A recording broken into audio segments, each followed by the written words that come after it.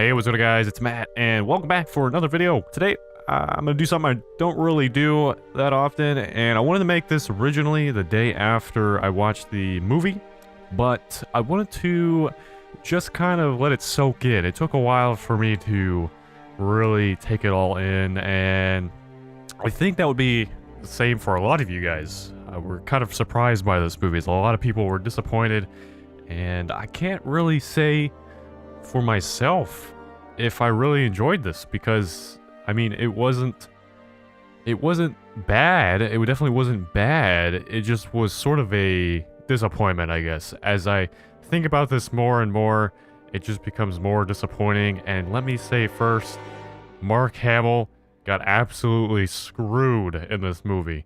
People have been waiting years, years, decades, to see Mark Hamill or Luke Skywalker back on the big screen in a big way, and a lot of people were let down because of that. They were using him as a way to incorporate new characters into his own story.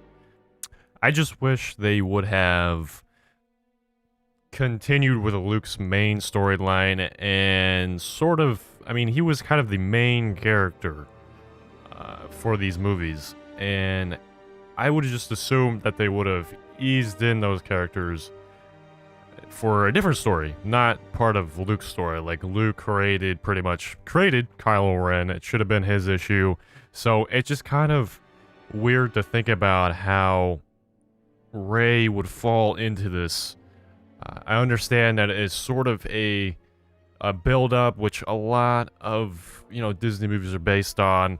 Quick build-ups, not a lot of detail, not a lot of hard blood, sweat, and tears like Luke had back in the old movies. There's no actual real build-up to the hero that Rey has so quickly become in these movies. And I just want to further go into detail as why I am saying this is because back in the old Star Wars movies with Luke Skywalker, with his journey to become a Jedi, and then furthermore Jedi Master, he struggled a lot. He failed. I don't really see those movies being successful if he were to go in and just take out Darth Vader first try. I don't think a lot of people would have enjoyed that, because Darth Vader is supposed to be like all powerful, like the chosen one, and so he failed. He failed on multiple times, and it just showed the build-up to his character. It really drew a lot of detail for that, and I think a lot of people really, really enjoyed the character even more once he overcame these difficulties within, his path to become a Jedi. And he spent back in those movies, he spent a lot of time training, a lot of time meditating, a lot of time with Yoda. And to see just something like Rey come on, I'm not upset or anything. I'm just disappointed the way that the details were kind of. I was hoping they were going to be like explained in The Last Jedi, where Rey was getting her powers. Like, that didn't happen, so it just kind of very confusing and a little disappointing for me to understand that even Luke back in his time of training with Yoda was struggling to even lift a few boxes, and then Rey at the end of Last Jedi is lifting rocks, these massive boulders, hundreds of boulders and rocks.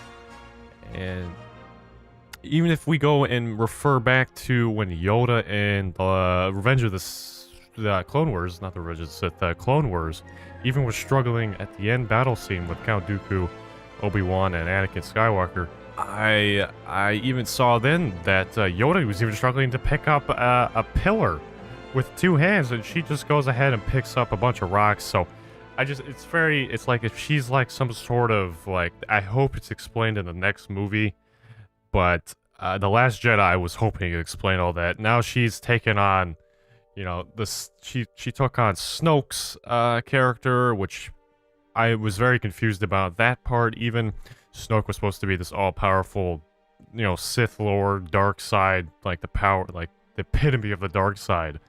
and he got easily taken out.